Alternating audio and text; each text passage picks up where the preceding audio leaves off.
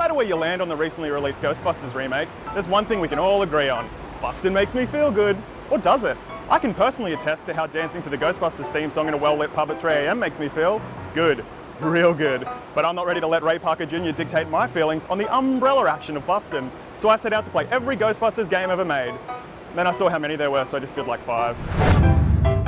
Produced in 1984, the first Ghostbusters game was originally released for the Commodore 64 and Atari 800. The game was later ported to several systems, including the Atari 2600, Sega Master System, and the NES, which is the most notorious version, and thus the one I played. After spending 10 minutes playing what I thought was a Pac-Man clone because grid, ghosts, etc., I realized that I could select different buildings on the map, which would take me to a brief driving section in which I'd dodge Ecto-1 through dense Manhattan traffic, all while the grating, chiptune Ghostbusters theme song played on a loop.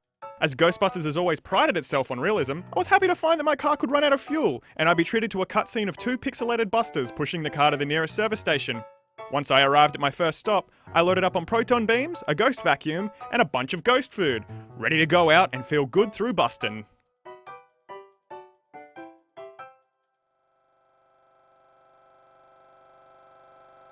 Oh, did you not realise there was a second screen on that shop screen? Remember how in Ocarina of Time when you need to get up Death Mountain but the only way to buy the Hylian shield is to navigate to the hidden menu at the shop in the bazaar? It was at this point that I threw my hands up in frustration and gave up. Bustin makes me f***ing angry.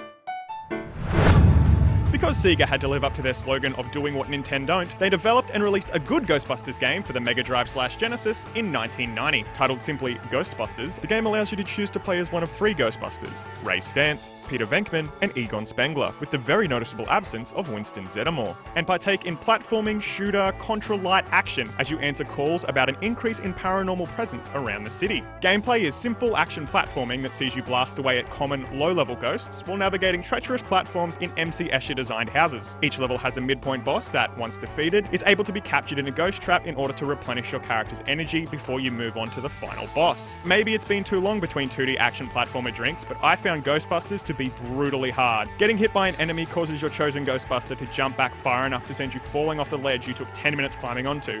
And remember aiming with the D-pad? Remember how responsive it is to aim on a diagonal and how it doesn't hurt your thumbs at all? Bustin makes my thumbs blister.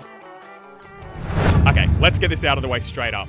This game has flaws, but holy shit if it doesn't make you feel like a Ghostbuster. Set 2 years after the conclusion of Ghostbusters 2, Ghostbusters the video game casts players as the Rookie to the established New York City Ghostbusters. Venkman insists that you only be referred to as Rookie in case something happens to you while you're testing the new experimental equipment. On your first day, a massive PKE event hits New York City, and it's up to you and the OG crew to answer the call of a spooked city. The game reunites the original Ghostbusters, including the impossible to get a hold of Bill Murray, and was script doctored by original writers Dan Aykroyd and Harold Ramis. Let me tell you about the opening hour or so of Ghostbusters the video game.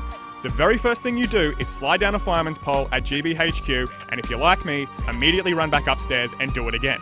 Then you bust the containment unit, unleashing Slimer. Go to the Hotel Sedgwick in order to recapture him. Ruin a bunch of shit, including but not limited to the manager's day, a fridge, a staircase, general decor, some dude's bar mitzvah. You then recapture Slimer just in time to see that the Stay Puffed Marshmallow Man is back, and then you battle him in Times Square with the goddamn Ghostbusters. Using the proton pack is so good. Blasting the unwieldy particle beam looks exactly how you remember from the movies, and it's impossible to aim without causing a serious amount of damage to the surrounding architecture and furnishings. Trapping a ghost is satisfying, as it takes a little bit of wrangling the wily specters with fishing like yanks on the right stick before they're successfully caught. Oh man, I think we all know how this one made me feel. That's right, Bustin makes me feel good. For real, it's like $10 on Steam. Go get it right now. The latest Ghostbusters game is a nostalgic trip down memory lane, sure to remind you of a time when every summer blockbuster or popular TV series had a hastily produced, undercooked, and overpriced video game tie-in. Ghostbusters is not a good game. It's not broken or anything. I mean, if you move the sticks and you press the buttons, stuff happens, but it's not worth the $69.95 I paid for it. Set after the events of the 2016 movie, Ghostbusters allows you to choose from one of 4 very memorable rookies: the big chain gun fella, average assault rifle Joe, dual pistol Speedy Sheila, and shotgun lady, in order to bust ghosts in a twin-stick shooter with repetitive and overly long levels. After a lame but kinda good-looking opening cinematic, I was let loose in the Aldridge Mansion, the site of the first case from the movie.